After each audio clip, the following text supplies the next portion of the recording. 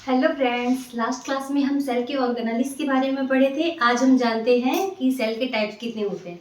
ठीक है, तो सेल के दो टाइप्स होते हैं। एक होता है प्रोकैरियोटिक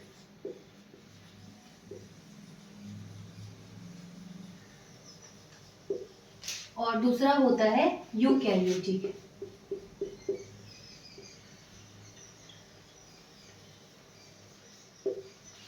ठीक है, प्रो का मतलब होता है प्रीमिटिव। प्रीमिटिव मतलब प्राचीन। और कैरियोटिक का मतलब होता है न्यूक्लियस। ठीक है, जैसे कि मतलब सेल तो दोनों में होते हैं, लेकिन इसमें कुछ डिफरेंसेस होते हैं। जैसे सेल, ये सेल है, इसके अंदर एक न्यूक्लियस है। ठीक है, ये न्यूक्लियस है। इसके ऊपर इसको प्रोटेक्शन के लिए एक न्यूक्लियर मेम्ब्रेन होता है। न्यूक्लियर मेम्ब्रेन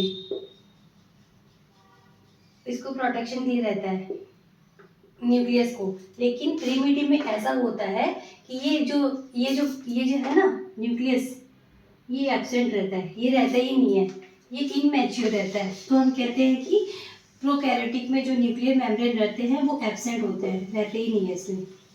ठीक है, अब क्या होता है, अगर रहता भी है इसमें न्यूक्लियर, अगर होता भी है तो बहुत ही आद्य तरीके से होता है, एकदम मतलब टूटी फूटी अवस्था में होता है, जिसे कहते हैं हम rudimentary. Rudimentary second point, rudimentary. ठीक है, रूडिमेंट्री। और जो इसके एग्जाम्पल होते हैं वो होते हैं बैक्टीरिया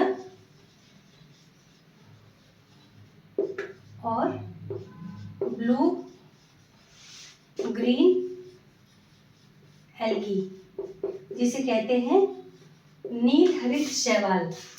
नील हरित शैवाल कहते हैं इसको। प्रोकैरियोटिक जो होते हैं ना, इसके जितने सारे जो एग्जाम्पल हैं ये बहुत बदमाश होते हैं। ये अगर हम इसको खुली आंखों से देखेंगे ना, ये दिखते ही नहीं है। इसको माइक्रोस्कोप में भी देखेंगे तो जूम करके देखना पड़ता है, इतने छोटे होते हैं, लेकिन बदमाश होते हैं। कोरोना को देखे थे, इसी में आता है प्रोकैरियोटिक में। अब आते हैं यूकैरियोटिक में। यू का मतलब होता है ट्रू।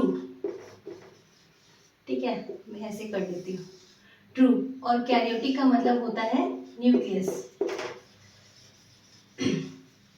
ये वेल डेवलप्ड होता है। इसके अंदर जो सेल, इसके अंदर जो न्यूक्लियर मेम्ब्रेन होते हैं, ये न्यूक्लियस है और ये न्यूक्लियर मेम्ब्रेन, ये वेल डेवलप्ड होता है।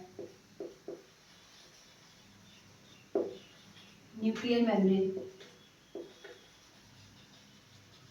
इसके एग्जांपल होते हैं एल्गी सेल, एनिमल, प्लांट, ये सब। इसके अंदर तो जितने सारे ऑर्गेनेल्स थे इसके अंदर सब होते हैं, इसके अंदर नहीं होते हैं। ठीक है, आज के लिए इतना ही, फिर हम आगे की बातें करेंगे कल। Thank you.